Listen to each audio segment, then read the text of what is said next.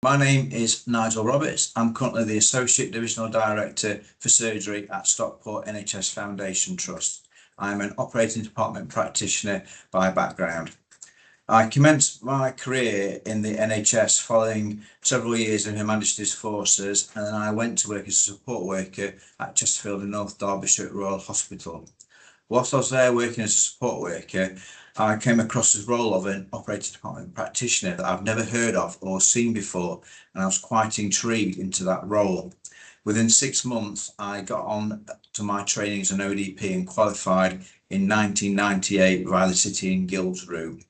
And since then, I've worked my way through various roles as an ODP. I've held lead theatre manager posts, head of nursing posts as an AHP, and also the associate divisional nurse director as an AHP. And as I said before, I'm now the associate divisional director as an ODP.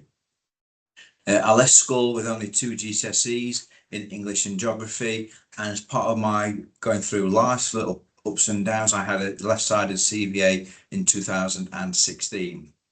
However, in June 2021, I commenced my academic journey for a PhD. I gained my degree in 2012 in business and management and my master's in 2016. When I come to apply for my PhD, I approached my line manager at the time, who did not support the application due to obviously workload and balance in terms of doing the education, the academic study, and looking after being the lead theatre manager at the time. However, I did not let this defer me, so I went to speak to the divisional director at the time and the divisional medical director, who both supported me in my application. I was quite fortunate that the trust that I work for, the hospital charity, funded all 4 years of my PhD journey, and I got an additional year from NHIR funding. I was awarded my PhD in January 2026. My research looked at the WHO World Health Organization surgical safety checklist. Since 2012, there's been over 3,500 intraoperative never events that either consist of the wrong site surgery, retained item, or the wrong implant or prosthesis. So I wanted to know how and why these incidences are still occurring with the WHO checklist and the National Safety for Standards for invasive procedures. I used a mixed methods research consisting of a Delphi study and focus groups. As part of the research, 6 golden themes came out of that.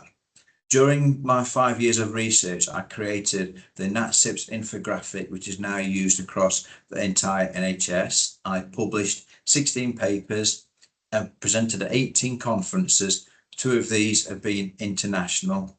I've also participated in 8 blogs. I have a website specifically looking at never events.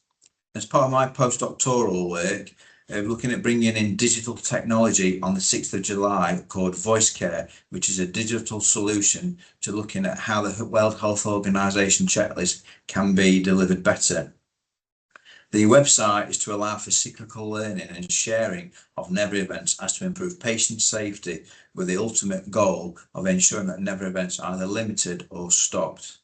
So as an ODP and obviously having a doctorate, I would strongly advise that if you want to do something like this, please feel free and contact myself or contact other colleagues.